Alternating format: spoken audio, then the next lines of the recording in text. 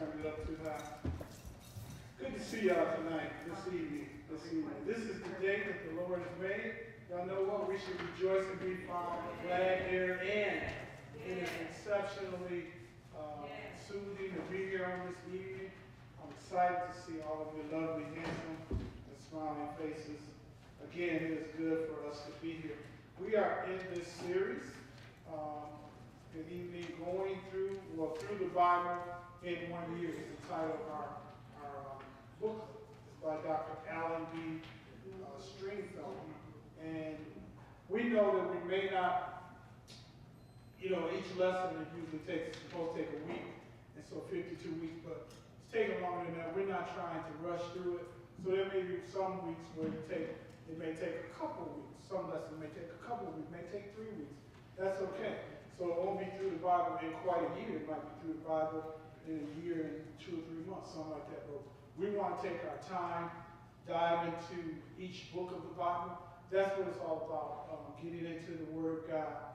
This does not take the place of your individual and my individual studying of the Word. 2 Timothy 2:15 tells us to study, to show ourselves approved unto God, so that we can become the workpersons who need not be ashamed, as we're able to rightly divide or exegese that Greek word, to critically examine the text, rightly divide the word of truth. So don't allow this to take the place of your individual Bible study, nor mine, but this is a group Bible study where we come together, and there may even be some other times that you study the Bible. You can't study enough. So we are now in the book of Esther. I think this is our second week in the book of Esther. We started out last week on page 68, and we got through the actual book aspect where it says we have studied the fact that Ezra and Nehemiah deal with the remnant which returned to Jerusalem and Judah after the Babylonian captivity. Now we see that the book of Esther has to do with those who stayed in the land of captivity. Esther is dealing with those that stayed in Babylon. So now we're in there. And we got through that first quarter of Esther on page 68, the first half. So now we left off, we had done number 4B. We're in B, number 4B. We did number 4A. Now let's pick up from where we left off last week. And on page 68, number 4, that B clause, providential overruling of the crisis. Providential overruling of the crisis. When you look at that, providential overruling of the crisis, what comes to your mind? Providential overruling of the crisis. So it's something that overrules whatever they're going through. We know the crisis that they're going through here in the book of Esther. But the providential aspects, so providential overruling of the crisis, chapter 6 in the book of Esther through chapter 10. There's 10 chapters in the book of Esther, so this will take us 6 through 10. What's your take, your thinking on providential overruling of the crisis? Anybody? God will take care of us in spite of what's going on. God, where you get God from, the word providential? Mm-hmm. So I'm trying to break that down. Providential is God's divine protection. Providential, He provides for us. Mm-hmm. So that's providential, that's the divine care. Providential overruling, he just superseded whatever was going on. He overruled it. Sometimes it looks like, man, we're going to get taken out by this crisis, but God stepped in and overruled that situation, and the crisis is now averted as we go through those 4 chapters. Anybody else on the providential overruling of the crisis? Yes?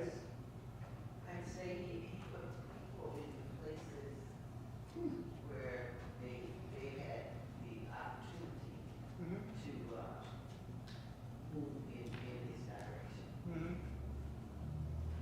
He placed people. They were going to kill the Jews. Woo! They want to take them out. He placed some people in places, important places, so that crisis will be averted, overruled. And that's how God operates. It didn't look good for the Jews. And then you had a person in Haman, as we'll get into it. I see you, Brother Russell, that as we get into it. Oh, okay. You look like I was getting class. okay. See, Brother Baker. He had some people in place that had, Haman had a position of authority and just gotten some clout, if you will, behind him. He thought he had it going on. He was there to take the Jews out, but God had another plan. Yes, sir. I just said how the literature give you foresight and intervention. Mm. Yeah. Something really take into consideration when you think about it yourself. Just the magnitude of being able to give you foresight to see things. That's something that we're right. And we get that word provide, you know, when someone or something provides for you, it gives you an advantage. It gives you a step ahead of something. So when someone is providing for your job, provides funds for you to live off of. Food provides nourishment for us to live off of. So God is our Jehovah Jireh. He's our provider. He's our providential provider. Yes, sir. You today, God, presently, God, you rule today. Yeah. He's sovereign. He ain't going nowhere. He's saying yesterday, today, and forever. He's sovereign, meaning he has total authority. Politics and all, government, Yeah. God still rules. Ain't nothing new under the sun. The Bible does not lie. The Bible says there's nothing new under the sun. So, same thing that's happening now. It's just cycling. It's just like, what do we call it, a fad. You know, I got some suits. My son, one of my sons just threw a whole lot of my suits away within the last couple of years. Those suits came, I thought about 11 in my suits. Those suits came back in stock. How many of y'all remember the Louds? You remember the pants we used to wear? You used to wear some of those. The Louds. The loud, Loud pants. like the checkers and all. No, they had purple, high color reds. Oh, yeah. You know, we used to go to Weapons. Yeah, them loud, and we had statues. Oh, yeah. I ain't saying that's gonna come back around. Used to go out to Floshers and Flag Brothers in the mall. What was the one on Turnstile? Come on, Women's, all of it. But anyways, those things come back around. There's nothing new under the sun in this world. Things coming back around, you know. And so, just like God has always been a provider for his people, he's going to continue to be a provider for us. Now, nothing happens unless God allows us. I hear something. There's nothing happening unless God allows it to happen. Brother, can you check that sound? I don't know. Nothing happens unless God allows it to happen. Now, we can do some things that we put a branch out there and cause some things to happen, but it's still not going to happen. This is not an oxymoron. It's still not going to happen unless God allows it to happen. For instance, we don't do this as believers, but somebody can take some drugs and maybe they were healthy physically, but they take some drugs and OD and they out of here. Well, it wasn't that their life was meant to end. They helped, yes sir, prematurely. But it happened not because we sometimes like, God, why you didn't know? You took that drug, or your child was speeding and had an accident, whatever that is. Not to be insensitive, but God is sovereign. He allowed that to happen, but he didn't make that happen. Does that make sense? So he's sovereign. He doesn't make things happen like that. Now he can do some things if that's what he chooses to do. Yeah, he chooses it. But being sovereign means he has total authority. It ain't gonna happen unless he allows it to happen. And then he doesn't operate outside of his principles. Galatians 6 and 7. Be not deceived. God is not mocked. Whatsoever man soweth, that shall he also reap. Okay? Let's look at the 6th chapter where we left off at, in the book of Esther. Oh man, as I was going back through this, you know, it's been several times we've read through the book of Esther over the years, but it is so, I mean, just the word of God anyway is so powerful. But reading some things that happen and hear how God turns some things around. And the enemy will look like, it can look like it's in their favor. And they look like, man, I got this thing going on. But God intervened, his providential protection on his people. I'll start reading, and then I think we should just kind of pull from here. We may not read every sentence or every verse rather, but I highlighted pretty much the whole 2 or 3 chapters here. On that night could not the king sleep, and he commanded to bring the book of records of the Chronicles on chapter number 6. And they were read before the king.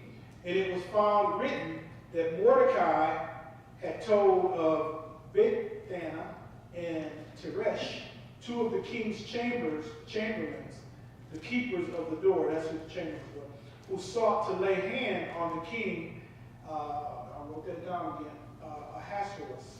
Now, they were plotting to take the king out. And but Mordecai got wind of it, he helped save the king.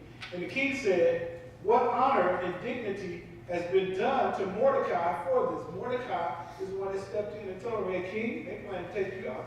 Then said the king's servant that ministered unto him, there is nothing done for him. Ain't nobody done nothing for Mordecai. Even though they say the king lied, the king want to know what we doing for him? Nothing. And the king said, who is in the court? Now, Haman was coming to the outer court of the king's house to speak unto the king. Why? To hang Mordecai on the gallows that he had prepared for him. Haman had got these gallows together. They got them sharp, got them high, so man, when the closer they are, it's going to cut not as strenuous, I should say. But the higher up it goes, it's got some more force coming down. Kapaya! He put them as high as he could get them, where it would be stable. And so he's done this. Now he out here just checking out things. And the king's servant said unto him, behold, Haman standeth in the courtyard. King, he out there. And the king said, let him come in. So Haman came in, and the king said unto him, what shall be done? Listen, y'all. What shall be done unto the man whom the king delighted to honor?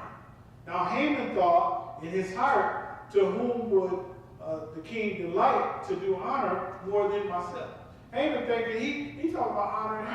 Right. So he gonna put out all bells and he throwing out everything. Give him this, give him that. He think the king gonna honor him now. Yeah. And Haman answered the king, for the man whom the king delighted to honor, let the royal apparel be brought which the king uses to wear. That you wear, let the man that you talk about wear. And the horse that you ride on, king, let him ride on your horse. Give him your crown and give him your ring. And let this apparel and the horse be delivered to the hand of one of the king's most noble princes. Think that's me, but go ahead. That they may array the man withal, whom the king delighted to honor, and bring him on horseback through the street of the city. Parade through so everybody can see, and proclaim before him, thus shall it be done to the man whom the king delighted to honor. Well, then the king said to Haman, make haste, get on up out of here. Take the apparel and the horse, as thou hast said. Now listen to this, y'all. Do all of that and take it, and do even so to Mordecai the Jew, sitteth at the king's gate. Let nothing fail of all that thou hast spoken. Everything you just said, Haman, do it to Mordecai. Can you imagine? How Haman felt? Think about it.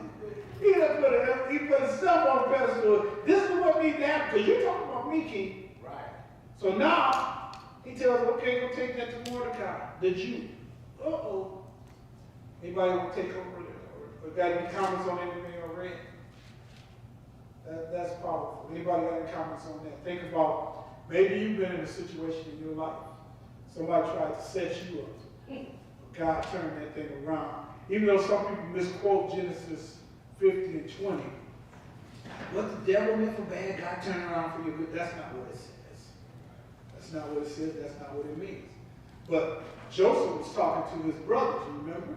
Because they had thrown him in the pit. And then he ended up, so many things happened to him, and he became second in charge. And so now they got a famine, and Joseph, his brothers, his father, they sent him to this land where Joseph is over. He tells them to get some food. Fast forward. Joseph, his brothers, before he know who they are, but they don't know who he is. And then when they find out who he is, they think he's going to take them out. Yeah. But Joseph said, no, you meant it for my bad when you threw me in that, paraphrase, when you threw me in that ditch, when you sold me off into slavery. You meant it for my bad.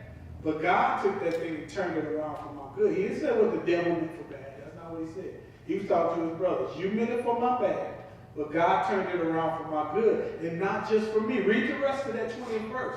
But paraphrasing, even for those that come in contact, even for those that are out there that are without, God meant it for all of their good as well. So y'all stop letting people misquote those scriptures, okay? I know y'all was. Any comments on that?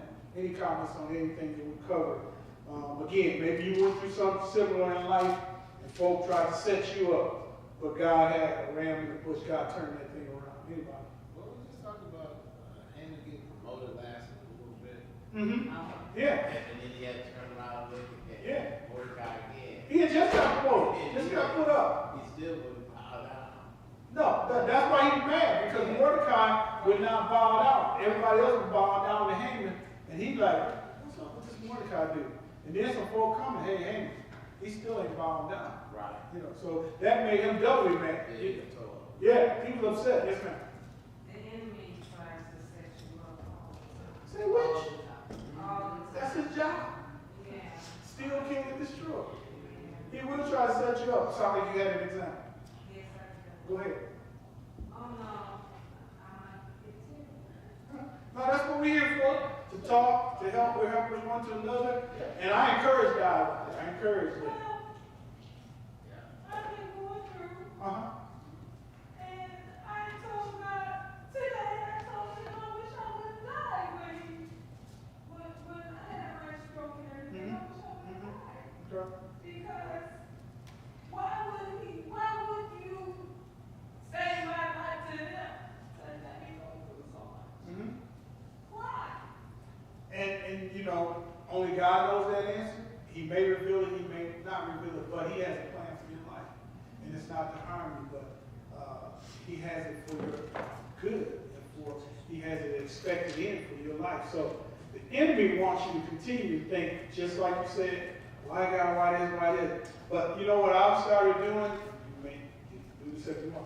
God, what do you want me to learn from this? And then 1 Corinthians 10 and 13 is not to belittle anything that you're going through. But Paul says in 1 Corinthians 10 and 13, there hath, H-A-T-H means past tense, there hath no temptation taken you, but such as is common to man. Stop right there. What's he saying? What you're going through, and it's not to be little. Somebody else been there. You may know them, you may never know them. But then he goes on and says, but God is faithful. Even in the midst of what you're going through, God is so faithful that he'll take that temptation, that storm, that trial that you're going through, and allow you to be able to bear it. Even in the midst of your stroke situation. Now you're on the other side of it, right? And you may not be back to the health that you were, or you may be beyond that, or you need building on that, but you're here. Y'all remember that story, Color Purple? Whoop Goldberg, I may be this, I may be that, but I'm here. You're here. And God has a plan for your life.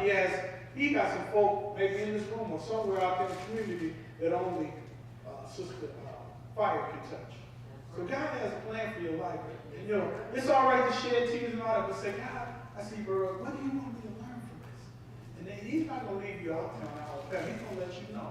Because you have an assignment. You're not here just by happenstance tonight. You're not here. Just think about, hey, it's not, is it happenstance that we're in the book of Esther? For such a time as this, Esther she could have lost her life. Even though she was the queen, she was the newly installed queen. It don't matter how long you've been there, but the queen couldn't just go. Nobody could just go to the king. But she risked her very life for her people. So what God had you go through, it didn't mean that you had to go through it, but you went through it. Now you can bless somebody else by telling them, hey, he brought me through this, you can go through it too. My second younger sister, which she's two siblings older than me, had a stroke about a month ago. And she's a prophet. Her and her husband pastor a church over by Flint. And she's used to, going and preaching and, doing this and that, and had to slow her down. But God he allows some things, again, he don't make it all the time. He allows some things to happen in our life. And sometimes when we get into the crust of it and start looking, okay, God, I see, because I was headed this way, you want to be slowed down. I saw this, and I'll have a birthday a week from today. Last year this time, 3 days after my, I'm ashamed, I'm trying to get a point. 3 days after my birthday last year this time, never had blood pressure issues, but I was preaching right over there, and my blood pressure shot up. Never had that in my life. Be 66, the Lord allowed me to see next week, Wednesday. But I'm like, what in the world is going on? So, long story short, I'm like, God was getting my attention to balance life. Because I'm running here, running around. got a balance. So he got my attention. And guess what? I cut out salts and all that stuff. I'm sitting at home sometimes, my wife's like, why don't you do something? You told me to chill. So let me chill. But she taking care of me. But I'm just saying, sometimes God will allow things to happen in our lives to get our attention, slow us down. Because I don't know your schedule, but God knows your schedule, you know your schedule. And so now build on what he's given you, strength-wise, and build on the promises that he'll never leave you or forsake. Yes, sir. Yeah, one reason why he allows us to go to what we go to is crying now.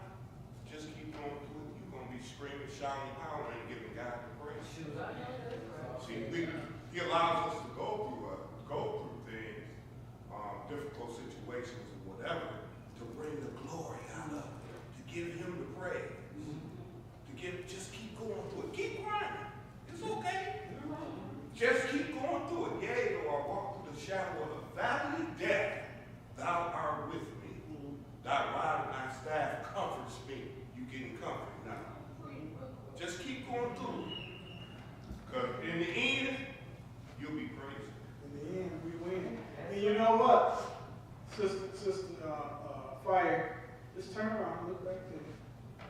And just gaze around the whole room, all the way around. Keep on looking around here. All of us are going through something, but you know what? Ain't nobody laughing at you, ain't nobody laughing at the rush, ain't nobody laughing. Because we're here to help, we're helpers one to another. And so God places individuals around you that have either been through some things or can tell you about some things, or they're just there to listen. Sometimes we just need to have people just to listen, so we can just talk to people. And sometimes God will place a person there as your accountability partner. Who knows? But you're here like Esther for such a time as this. It's not just by chance. It's not by chance. I won't say just by. It's not by chance at all. Yes, sir. I think all of us as intercessors, constantly talking to people.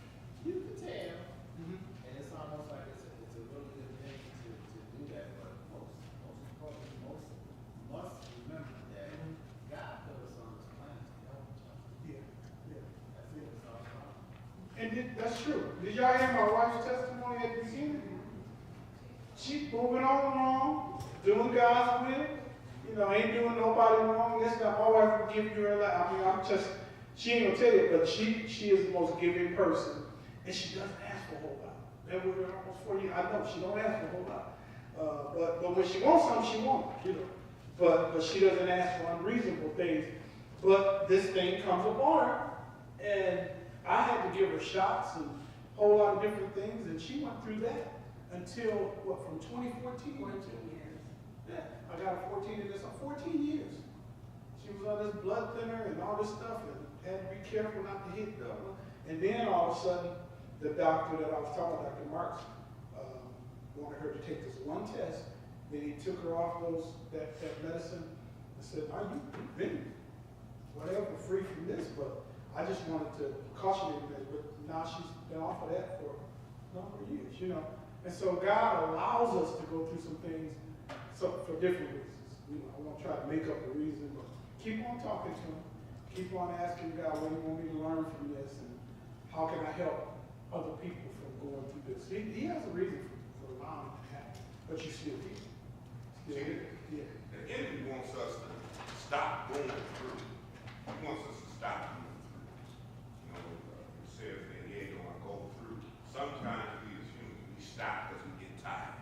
We stop because we hurt. Because we don't understand why we have to go through it. You know, we got to say, there's a saying too, why not you?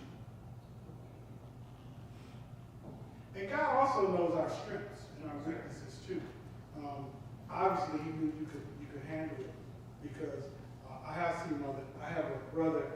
I'm a middle child, 3 older, 3 younger. One brother right under me, athlete all through school. And he didn't know. Treats people right, a born again believer, married, faithful to his wife, just all kind of. I said athlete, but he's ever since he stopped playing sports, got out of college, he was engineer by trade, but just helping folk out, giving his last, refereeing games, just always in good physical shape. But what was it? 8 months ago. Yeah, get diagnosed with cancer. You know, what's going on? Went through 6 months of chemotherapy, all that stuff. But you know what? He told me, he's been telling me, we talk every day. He said, man, you know what? He said, I got time to finish my book right now because he all worked for 6 months. I got time to do this. He said, he called me just a minute ago before we came out of the office. He said, look, man, I just checking in with you. He said, I'm getting ready to go check out my granddaughter's volleyball game. I got time to do that stuff now. So we never know why God allows us to go through some things. But you know what? He's got a testimony because now they said he's in remission. He's cancer free. He said, you call it remission, doctor. I call it healing. So he said, God didn't heal me. So he had a testimony that he could tell someone else. I mean, some stuff that he went through. My wife and I went down there for 2 weeks to help him out. And just to see this strong man just literally on his knees, you know, I'm helping him in when I was big. That was difficult. But he told me, he said, man, he said, I went to the doctor today and they told me, here's where I'm at right now. He said, but I'm way better than I was back in January. Way better than I was back in. So keep moving forward in the things of God. Keep trusting him.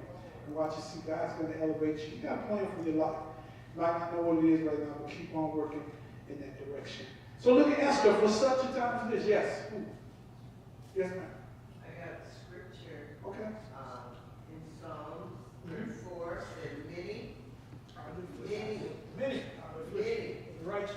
are the afflictions of the righteous. But the Lord do what? But the Lord delivered him out of them all. Usually people just stop right there. Keep on moving. He keepeth all his bones. Meaning the Lord keepeth all your bones. Not one of them is broken. Evil shall slay the wicked, and they that hate the righteous shall be desolate. The Lord redeemeth the soul of his servant. You're a servant, right? Yes. And none of them, us, that trust in him shall be desolate. None of us shall be without. So you stand with that the enemy don't want you because you're on fire. You got a fire testimony. On fire. He was right there to mess with Jesus so that Jesus got off that fast. So if he messed with Jesus, you know he gonna mess with you. Think he ain't need. And you might as well take it, do like Jesus. It is written. You can't hurt me. Man, And I'm gonna fight. there it is. And you said something in there, trust. It said, none of them that trust Yeah. in him Yep. shall be desolate. There you go. I know that's You right. ain't gonna be. Psalm You're gonna have 34, some. Yeah. 18, I believe. Psalm 34. 18 through the end. So you trust him, right, Sister Fire? So Proverbs 3, 5, and 6 says, trust in the Lord with all thine heart. Don't lean to what you understand, but in all your ways acknowledge him. He's going to direct your path. So just be faithful. We sung that song back in the 80s, be faithful. There's someone that's worse off than you, so just to be faithful. There's someone that love to be in your shoes. But keep on trusting God and having faith. Faith is not something we tangibly grab hold to, but faith is the substance of things hoped for, the evidence of things not seen. Esther is in this situation, y'all, but here's Mordecai, her cousin, who raised her as, because this was her father's nephew, so it's her cousin, but he raised her like uncle or father. But he's in this situation where they're both Jews, him and Esther, and Haman's out to take all the Jews out, right? So Haman gets a promo, like Brother Bates was saying last week, and then now Haman's out to take all the Jews out, but first and foremost, Mordecai, who's the leader in that region of the Jews. What verse we leave off at, y'all? Was it about 12? Okay.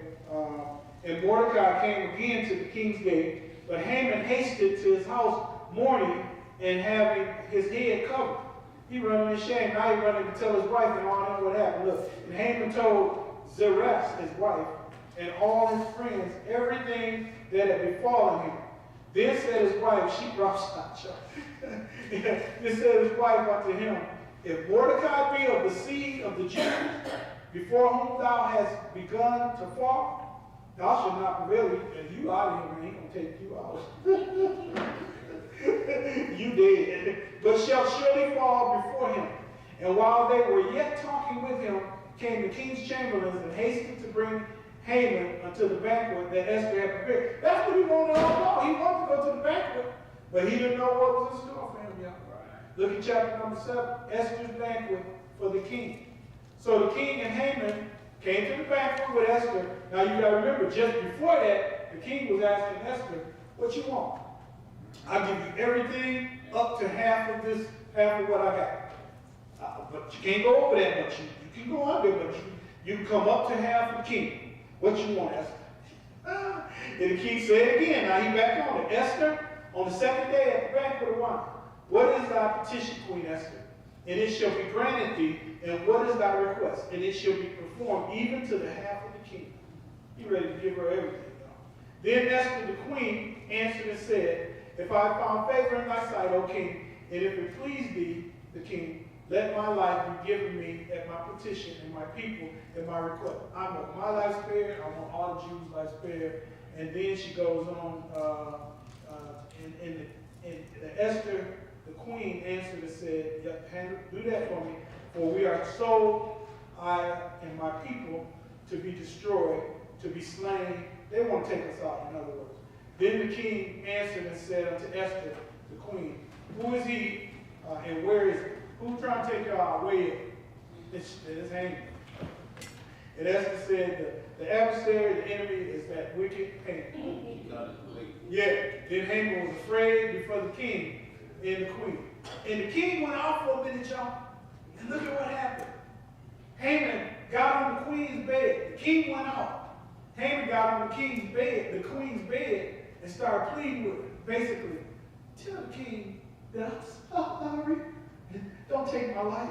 The king comes back in while Haman is on the queen's bed. He ain't trying to do nothing with her sexually. Check it out, y'all. He's trying to plead with her for his life. But the king said, oh, now you time to take a woman. Yeah. Get him up out of here. That gallows that he made for Mordecai, hang him on that same gallows. They took him out.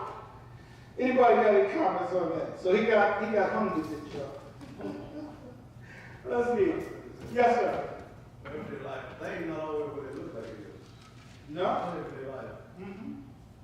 Some situation might look bad, but it's not. Yeah. Some situation might look good, but it's not good. Sometimes it's not always. Yeah. We walk by faith and not by sight. Because sight can get you in trouble sometimes. So we have a Jew that is exalted. That's Mordecai. A woman gets her way. That's Esther. I'm under B on page 68, 4. The Jews are avenged. Y'all see that in chapter 8? The Feast of Purim is instituted. That Feast of Purim, the Jews even celebrate that up to today. They still celebrate that today. And that is dealing with what just happened here in the 6th chapter, all the way up through the 10th chapter. They still celebrate that today. Just like you got Hanukkah and all those other things, they still celebrate the Feast of Purim. And that's just dealing with what they went through when they were avenged from being taken out. Big record tell us that most people here, God a prisoner, broke out of prison, come to the house. So we come in and tie them up. They come out and tie them up. We put bags over the fire. He went out of the room, and so he went out of the room. The husband went to the wife said, whatever he tell you to do, just do it. Just do it. Whatever he tell you to do it. Maybe a little story. Okay, the captain tied him up. I said, what have you said? So she said, do you know what he said? I said, what? So you telling me how fine you are. You went after the wife, went after him. Is that a true story? You said Dick Gregory said that? Now, we don't know if it's true or not, because Dick Gregory is a comedian. He's up to say anything. He's looking at the guy saying, okay, but he on the roll tonight. Y'all give him a job. He on the roll tonight. He's going down one of the moments, no? He want to be with you. He want to be with you. All right. I don't know what that said in here, but I hear you. We got it going on now. So, anybody else? Yes, sir. Just curious, 50 cubic That's talk. Yeah, I was just gonna get mad on him, like, that's the. That's up there. And the higher up, I told you, the higher up, think about the law of gravity. Yeah. Higher up, the harder it's gonna come down on you. That ain't coming off So something. when that happens, you know what happens. What's that? Okay, let me just say this. I don't know if it's that high, but when they hung Saddam Hussein and his generals, they hung. When they hung Saddam, they put this a little higher. Okay. Came down to this column. Mm-hmm. So I'm thinking the distance, Yes. and then the drop, and then the G-force behind that. You got that right. 50 cubics, you said. Yes. It all depends on how long that line is before it comes to a complete stop. Yeah. And then everything Snatch you back, snaps. yeah. Yeah. It can pull your head right off. Yeah. Either way, he was dead. Oh, yeah. He died. Yeah, He took the help. He was a big thing. He was taking it out.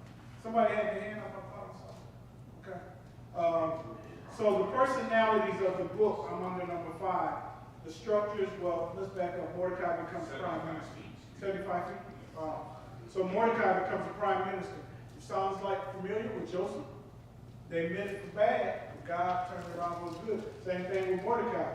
Haman gets promoted, tries to take Mordecai out, but Mordecai gets killed, gets taken hanged, and Haman gets hanged, and Mordecai becomes the prime minister. So, he's like the president. The personality of the book of Esther, look at it, the structure gives a bird's eye view of the contents by chapter. We should study the book mainly by looking at the people in the story. King Ahasuerus, he was a real historical figure. He is known to us in secular history as Xerxes, which is the Greek form of his Persian name. He reigned over the Persian Empire from 485 BC to 465 BC. According to the first verse in Esther, he reigned over a province from India to Ethiopia. Y'all know that's by Africa, over there in Africa, with 127 provinces under his rule. That's a whole lot of That's a lot. Yeah, that's a whole lot of provinces. Or states. Yeah, when you start thinking of it like that, states, cities, all that, that's a whole lot of things to be over. So he didn't have no little reach. And Vashti was the queen. Remember, she was the queen before Esther. She got demoted. She got demoted. So the name means beautiful woman. In chapter number 1, she is queen. The king orders her to come and show her beauty to a host of drinking men, folk that was drunk. And she refused in verse number 12 of chapter 1. And in their drunken stupor, the king and his leaders wrote a decree concerning women honoring their husbands. Vashti set aside because of her courageous act. She set aside, but she got demoted because of her courageous act. She was demoted. It may not look like a demotion because she still didn't have to parade before those persons. And then you have Esther. We know about her and Mordecai. We don't need to read that. We just went through chapter 6, but you can read that in your own time. But Esther became the queen. She didn't have a fear of going to the king, but the key to that is her uncle or cousin talked to her, Mordecai, and said, you know, you could lose your life, but some of us have to become martyrs sometime, or be willing to become a martyr. And Esther was willing to do that for such a time as this. She wasn't concerned about her own life per se. She was concerned about helping to spare the lives of her people. So she was willing to become a sacrificial individual or a martyr for the cause of Christ. And so it ended up, she didn't have to give her life, but by going in the way she did to the king, that was a great possibility that she could have lost her life. But she said, well, Mordecai said, how do you know you're not here for such a time as this? So that's why I say, Sister Fryer, you're here for such a time as this. God has an assignment for all of our lives, but specifically your life, he's speaking to you even in the midst of your tears. So Psalm 35 says, weeping may endure for night, but joy will come in the morning. So just keep trusting him. Okay?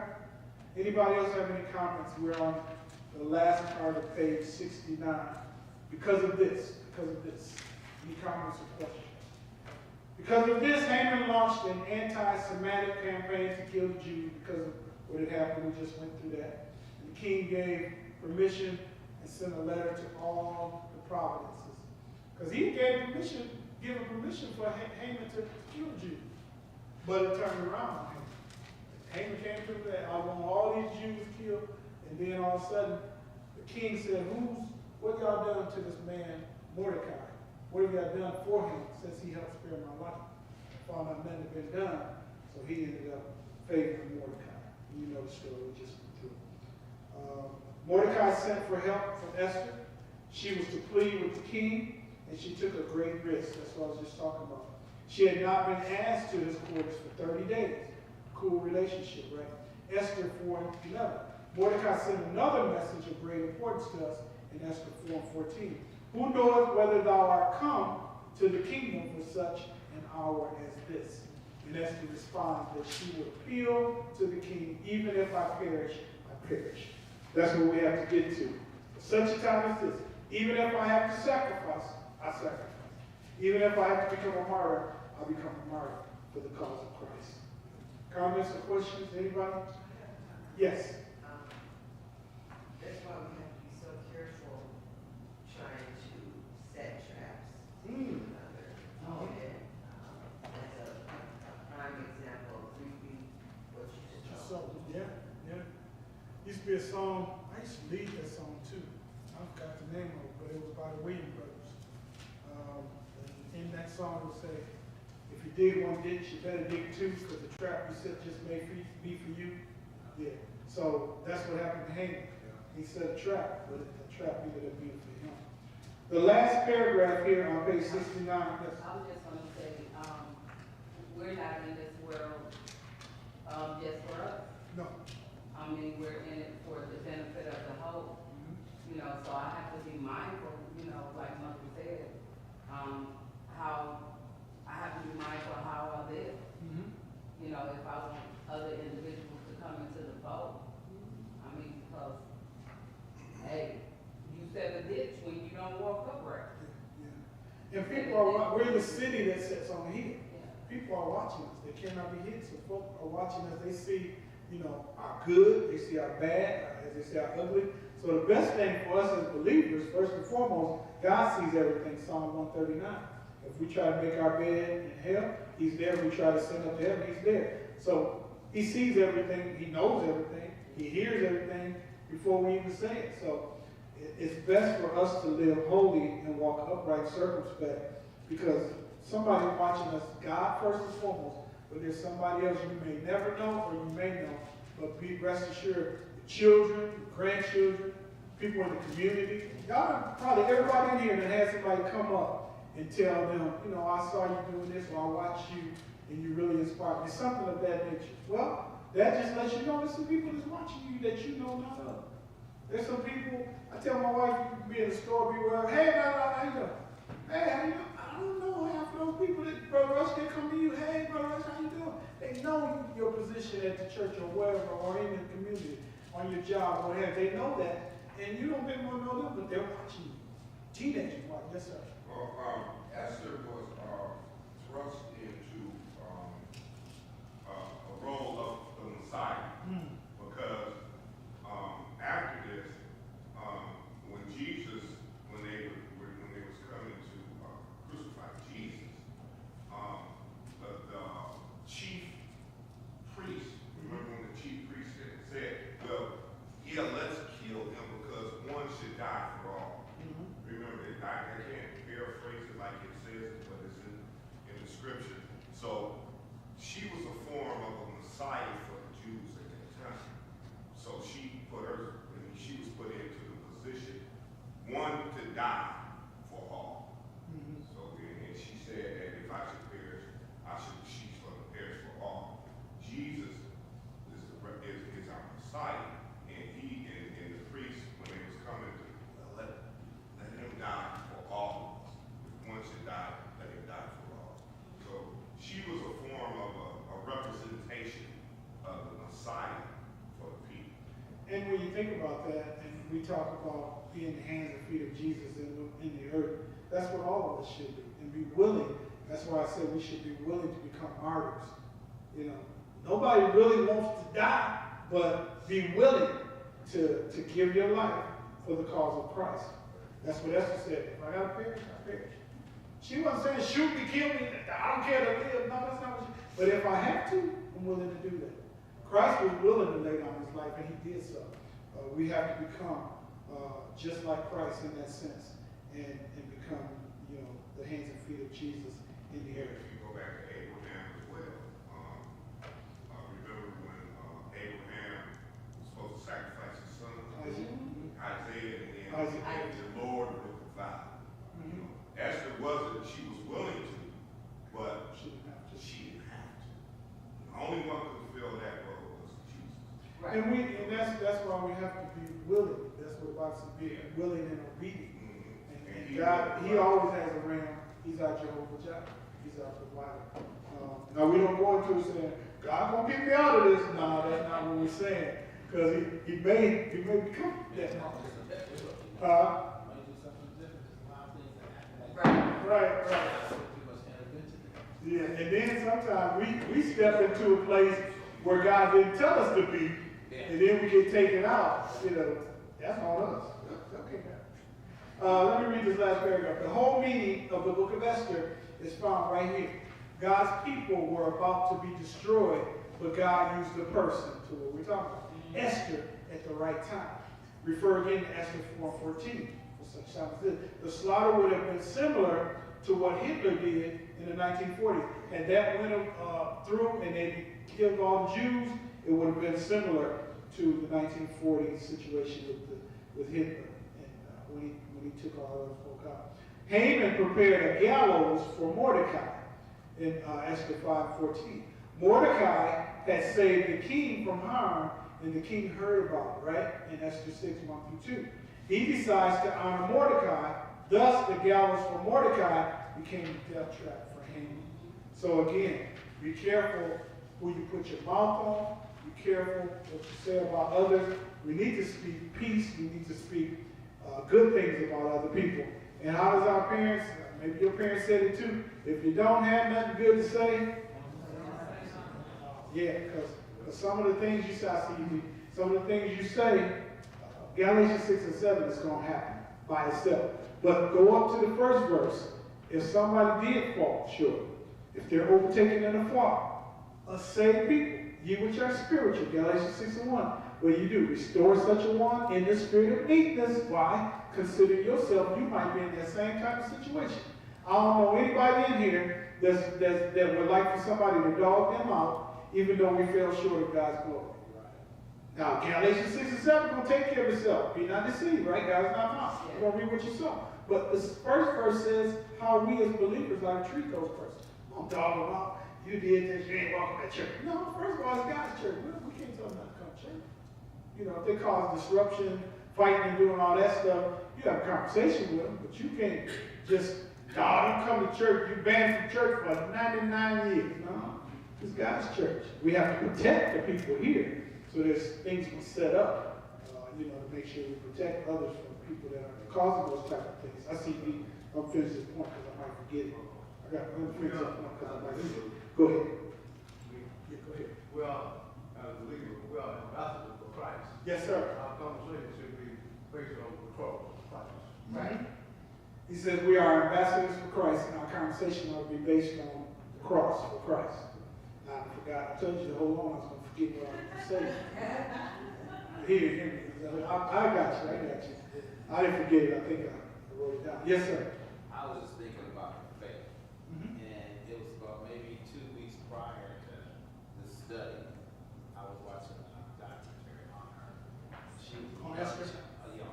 She was a young child. Mordecai was, you know, kind of raising her up, but yet she was strong in faith.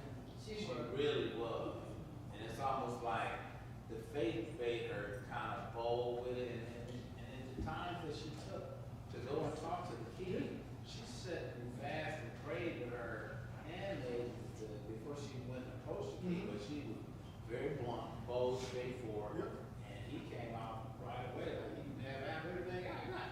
So, what you want?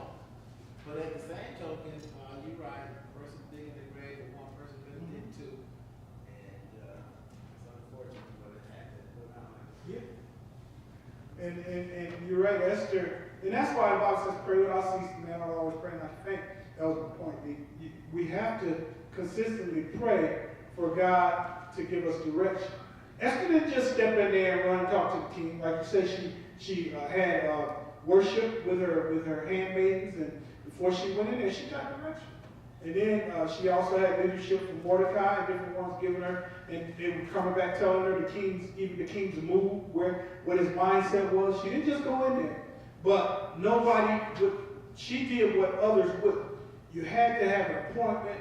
It might be way down the line before you get in there, but Esther was bold. She went when the Spirit led her to go, and it wasn't no long delay. And she went for her people.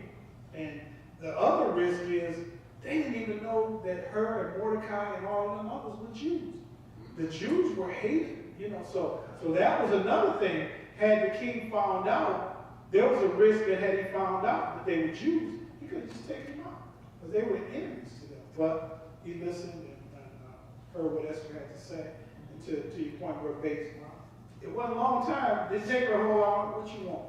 I give you up to half what I got. Yeah. So the entire story is one of God's providence in the preservation of his people. He's still doing that today. He's preserving us as his people. Providential care. So the book of Esther closes with the establishment of the Feast of Purim. I was just talking about that. They're still celebrating that today. And Mordecai becoming the one just under the king, just like David. That's the name. Joseph. He became just like Joseph. He was second in command under Pharaoh. So is Mordecai second in command under the king. Isn't that something? The feast celebrates, the Feast of Purim celebrates the deliverance of the Jews. They weren't taken out. That's what they're celebrating even today. It was a Thanksgiving day for, although they had forsaken God, he had spared them. Even though they had forsaken him, God spared them. The name Purim comes from Haman casting lots, Pur, P-U-R, against them. Esther, in Esther 9:24-26. Now, in reference to the story in Esther, look up the following scriptures and see if you understand more completely God's dealing. Somebody get us Proverbs 21:1. And compare that. We'll compare that with Esther 5:2. Somebody else want to get, before you start reading that, Philippians 4:19, and my gosh, that's right, and Isaiah 54:7, Proverbs 16:13. Go ahead. The king's heart is in the hand of the Lord. He directs it like a water course wherever he pleases. Okay. Now let's look at Esther 5:2, and somebody else is getting that Philippians 4:19. 5:2 says, and it was so, when the king saw Esther, the queen, standing in the court, that she obtained favor in his sight, and the king held out to Esther the golden scepter that was in his hand. So Esther drew near and touched the top of the scepter. Had his heart right away. So it matches up with what you just read. Who has Philippians 4:13? Excuse me, 4:19.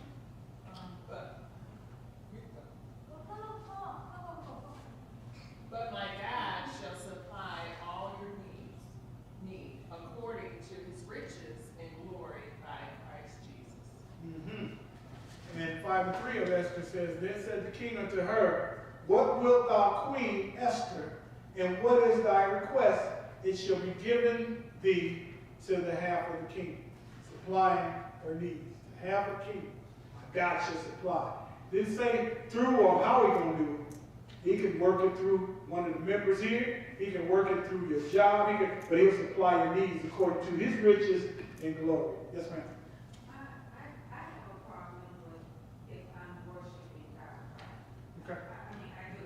Mm-hmm. I'm honest with it. And knowing if you're worshiping right, is that what you said? Well, yeah, because praise and worship are two different things.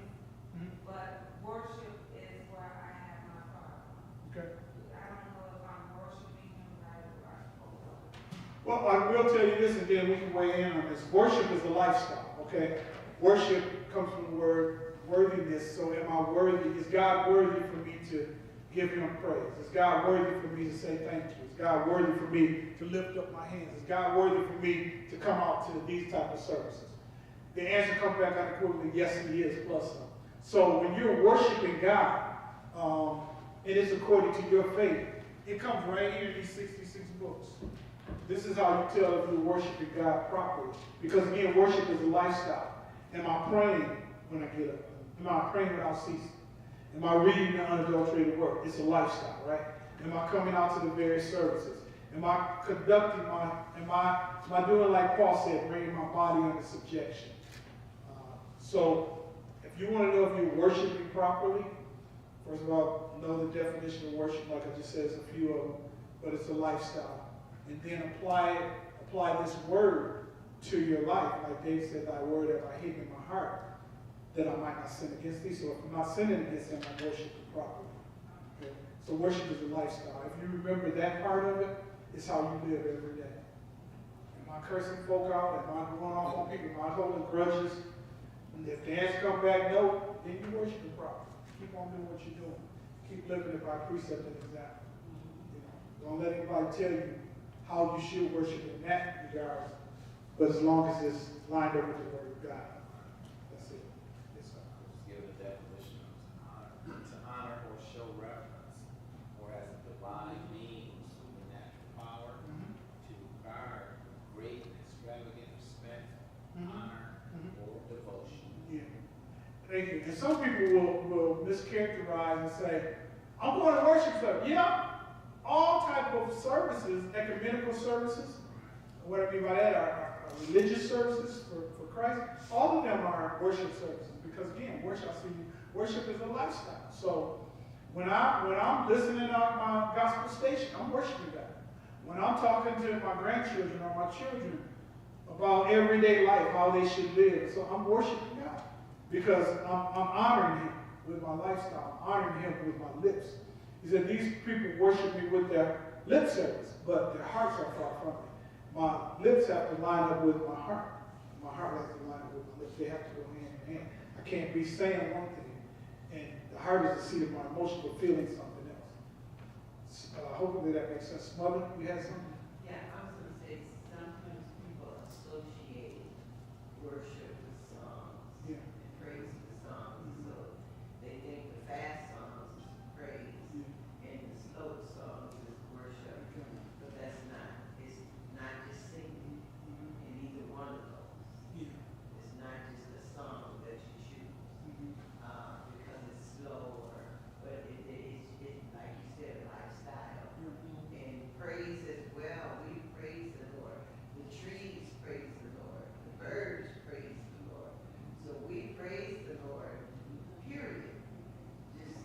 Just think about it. We give God praise. Praise is an expression of adoration. And word adoration comes from the word adore. So it's When I not praise something him. you choose. Yeah, exactly. Right. And by that, and to that point, some people have preferences even when they're preaching, the style of song that they want before they preach. Some people like a fast song before they preach.